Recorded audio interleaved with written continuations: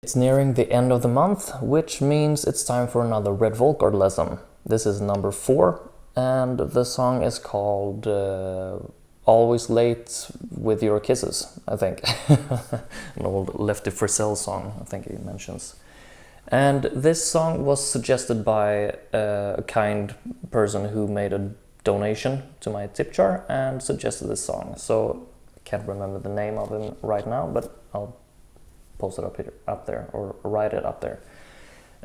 So thank you so much for that. And this series was also kind of sponsored by a couple of other kind persons who made very kind donations, including over on my Patreon. I'll post the names of them here. And speaking of Patreon, I've started doing tabs, and you will see tabs on this video. I'm not sure if I will continue making this format specifically. I figured I just want to get kind of the maximum value onto this video. So I will have tabs rolling by underneath here, so you can see everything that Redd is playing, and that will kind of make me not have to to tell you about every little fingering for the chords and licks and whatnot. But yeah, speaking of Patreon, I meant to say that the full song performance with the tabs scrolling by is available over there, as well as tab downloads for Guitar Pro and PDF files. So you can really go through the tab at your own pace and not have to listen to me yakking on about about the things at the same time. So speaking of yakking on, let's just dive into it here. It starts off with a kind of opening lick in F, going to C7,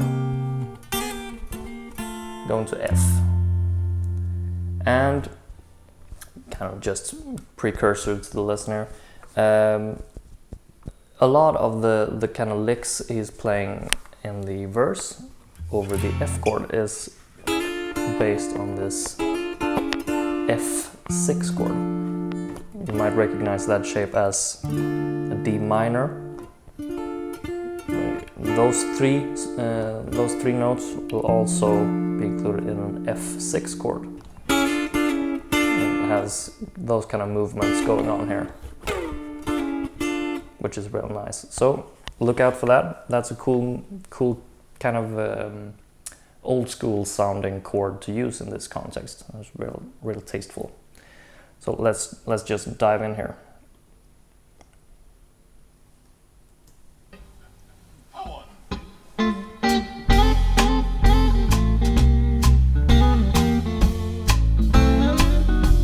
Always late with your kisses. Let's just talk about that. Over the F there, and then B flat to B diminished. That's a common move that you'll see him use. I think every time he goes to B flat in this song, he uses that move as well. It's a real common move to play in general, but it's a move that Redd Volkaert does quite a lot. So B flat, B diminished, and then back to F, and then he's got another move that he likes to use. It reminds me of old kind of Freddie Green kind of guitar playing, or even the Django Gypsy stuff. Kind of F to minor 6 chords, or parts of diminished chords. You can look at it however you want, but it's kind of just voice leading you up to the F first inversion. First inversion means the third in the bass. So it's the third in the bass, and just an F. This is just an F power chord with the third in the bass. So that's also a very old school sounding move that Redd likes to use a lot. And it's a big part of his comping. Won't you come to my arms, sweet darling, and stay? I'm not gonna pause this video this much, hopefully not all the time, but there's just a lot of things going on here in the beginning that I really like to just talk a little bit about. That move that he uses there, that is a C9 chord. It's the 7th, the 9th, the 3rd, and the root of the chord. And then you slide the 3rd up to create the C11 chord. And back down. That's just a little nice melodic movement within the chord there.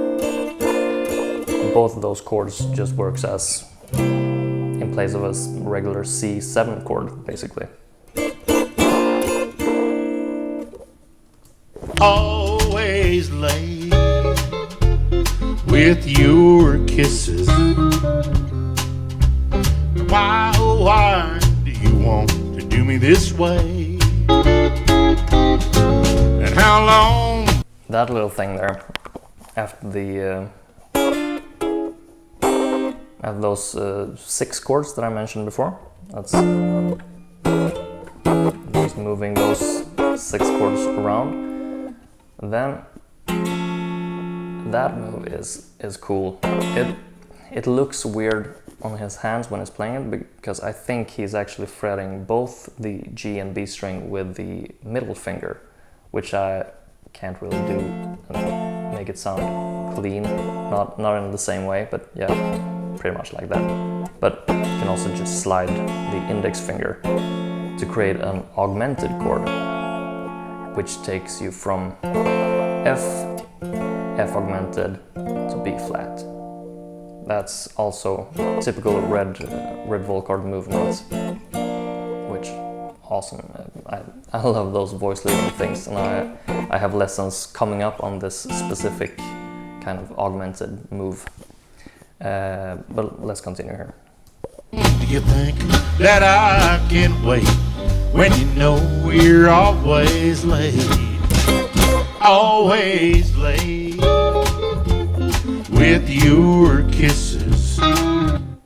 You see how the kind of comping licks that he's using is not note for note exactly the same as it were the last time I played them, but pretty much the same idea and just slight variations. I think that's really cool to kind of dive into, to look at how he changes things up, because it's clear that he has kind of planned this out as a part of his arrangement of the song. This kind of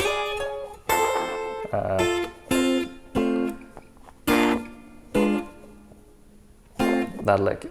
I think it's hard to play that as fast as he does. He has very good coordination when it comes to these kind of moves. But that's something that I played at the beginning of the song as well. Pretty much the same. And then the kind of octave thing here. He played something more like that before, I think, or it does later on in the song as well. Kind of wanders up octaves, but here it's just, just slides it down. So he's varying the kind of fills in the comping parts. At first, when I started listening to Redd Volkaert, I thought he just improvised everything, and I was really mind blown. And I mean, I still get mind blown by the things he does, especially when I try to play them back, and I realized that, wow, this is difficult to play. He does it so effortlessly. But I thought that he really just pulled things out of thin air, basically. These kind of licks, and a lot of it is some general ideas that he has worked out and just varies. But anyways, let's continue here. Why do you want to do me this way?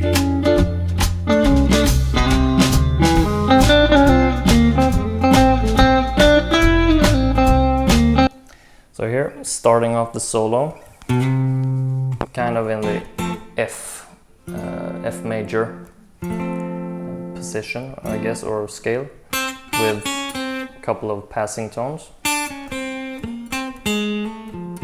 That kind of minor to major third movement, just to insert a little bit more flavor, some chromaticisms, as well as sliding up to that major seventh over the F, like that, basically. So he's implying both a kind of pretty sounding major 7 chord, as well as having some chromatics in there. So that's a real kind of, you know, salt and pepper thing to do. Just flavoring it up a little bit.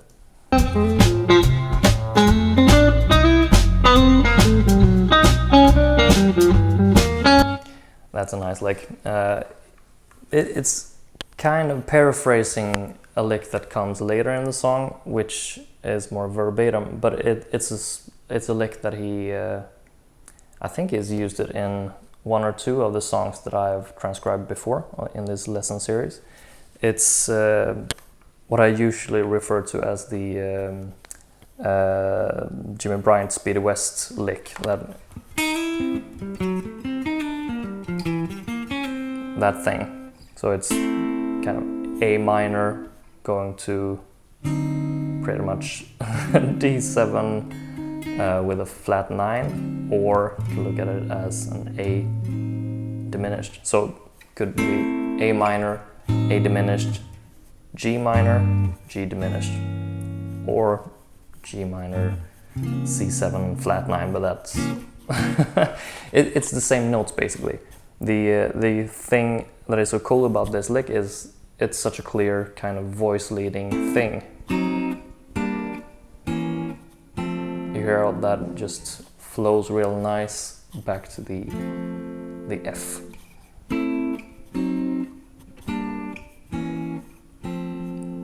So it doesn't matter what you call it. That's the notes that are included. But in this first part of the lick, he's kind of paraphrasing it, and he plays, which is a real cool variation of that lick.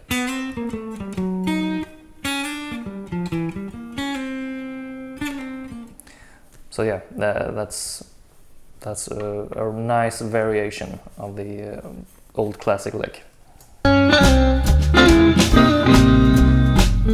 Sorry to stop it so soon after, but I gotta make a little disclaimer here. He goes to the C minor 7 there, basically. The bass player is still on F, and previously in the song, this section has already been played like twice in the song before, with vocals over it. On those parts he's just playing F, basically. But here, during the solo, he goes to a C minor over F sound, which kind of implies an F11 chord. It's a real nice sound. I can't really play it properly in that position, but yeah, it's cool. However, later on in the song, I think during the last verse or chorus or whatever it is, the bass player has picked up on the fact that he's playing the C minor in the solo.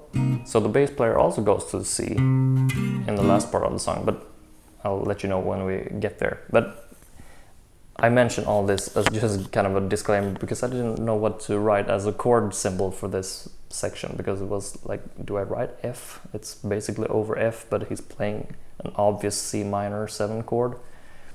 Yeah, I don't know. That's just what I wanted to say here. So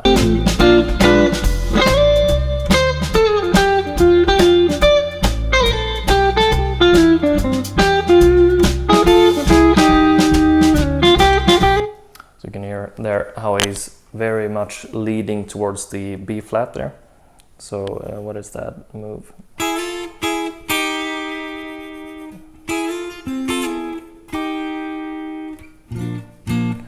and he's playing. So that is pretty much B flat mixolydian, which is a major scale with a flat 7. That is the flat 7th note of a B flat chord. And then over the B diminished that it usually follows, he's pretty much just continuing on with the mixolydian sound. Those notes works kind of well with the diminished chords, however, because well, B flat 7 and B diminished is the same chord with a different root note. You're just moving the root up to B and it's the same notes. So the same notes work pretty well over the diminished chord as well. You don't really have to switch to a separate diminished scale for that little part that is over a diminished chord. You can if you want to have more of a, I guess, a bebop sound where you really switch scales for every chord, but don't really have to.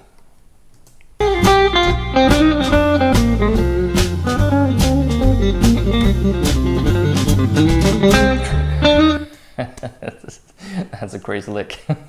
He switches from his, you know, kind of happy-go-lucky swing shuffle western swing feel to a straight up kind of bluegrass 16th notes lick. Over, is it over the C or what is it over? I think it is. Oh, it's actually G going to the C, I think. And yeah, kind of bluegrass lick here.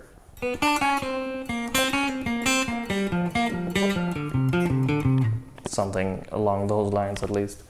And kind of implying a C11 chord, because it's a lot of open strings as well as some passing notes, but 3rd fret on the middle 4 strings here.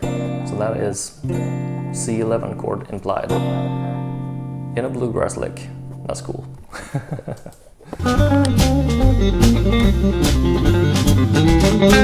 And it ends it with can't even play now. That kind of classic bluegrass, that thing. So yeah, very much a bluegrass thing.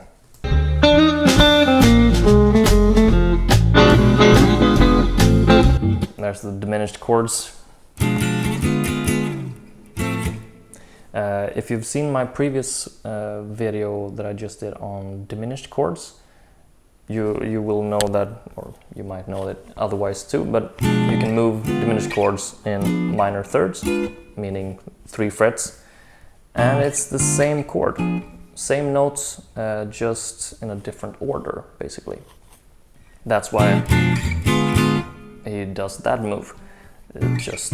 It's a classic thing to do with a diminished chord, very much kind of old school trick, I guess.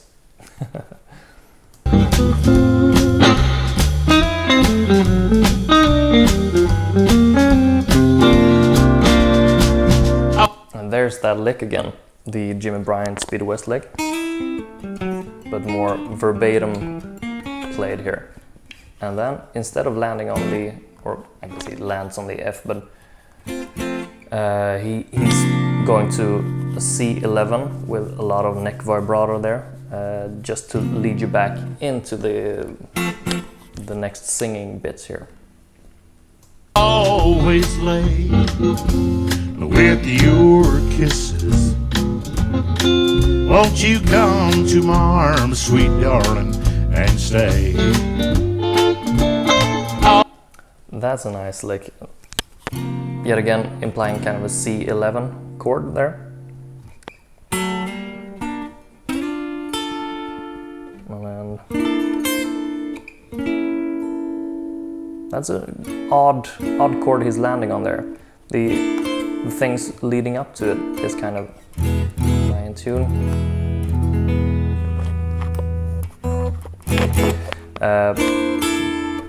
The things leading up to that chord is kind of normal, kind of C Mixolydian things, but that is a flat 9.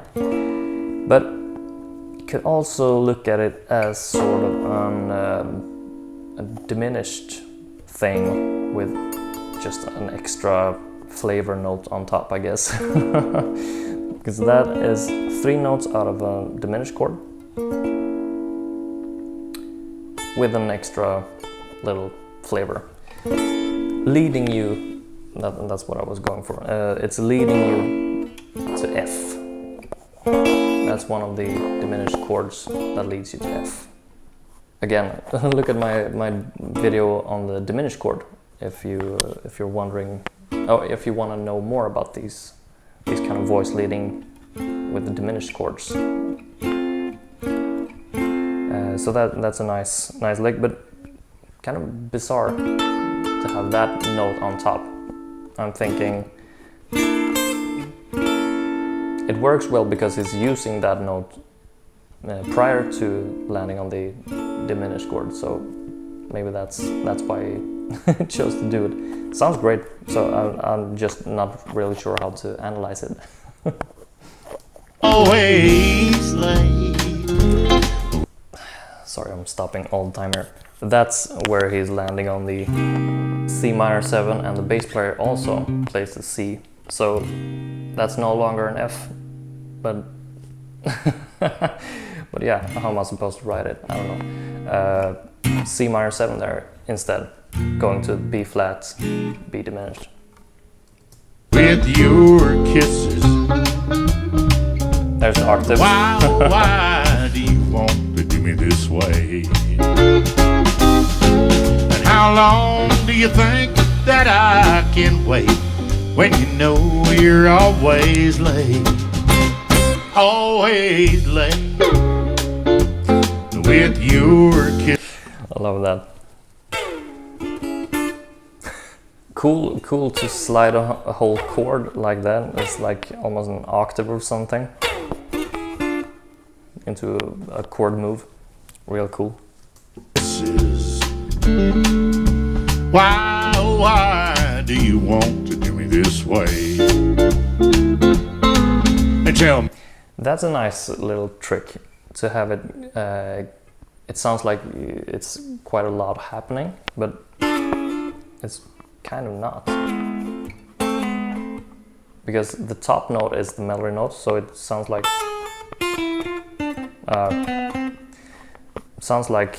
he's moving whole chords like that, but he's kind of doing that, but kind of not, because the first is that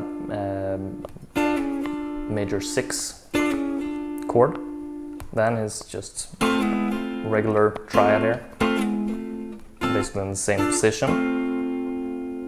Then he's not even playing the whole, or he's just using 2 notes there.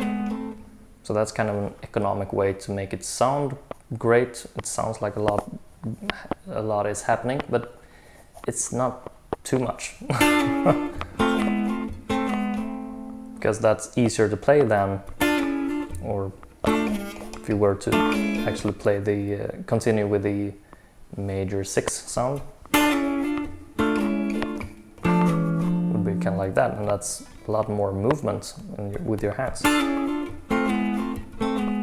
That's easier. So that's a cool thing to try out for yourself, I guess. Find those kind of shortcuts almost. It's kind of like he's hacking.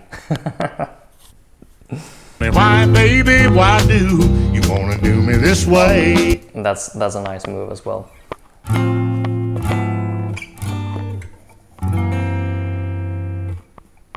To F. So that's the F first inversion that we played before. Moving things down. Keeping the index finger on the 3rd fret, but moving everything else down. That is kind of a minor 6 or a diminished sounding chord or something. Not really sure what to call it, but it's basically just leading you to the G minor 7 here, which is the next chord, and that is then leading you further to an F sharp 7 flat 5, which brings you back to F. That's a chord that Redd has used in previous videos, I'm pretty sure. I think that's a common move that he does. It is a 2-5-1 basically to F, if you're familiar with that kind of chord movement that is very, very common in jazz music and a lot of older music as well. Not so much in modern music, but it exists. It's 2 minor, 5 to 1. But you can exchange the 5 for tritone substitution, which means you're building a dominant chord off of the tritone of the dominant chord that is written. So if you're playing a C7, you could instead play an F sharp 7. You hear how that has 2 of the same notes included, just changing the bass note. And you look at this C7, change the bass note, there you have that chord that he's using here.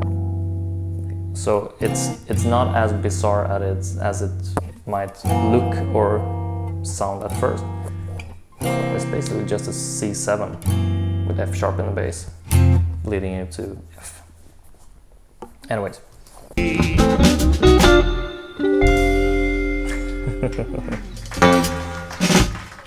So he's ending it. Thank you very much. He's ending it with just a F6-9 chord.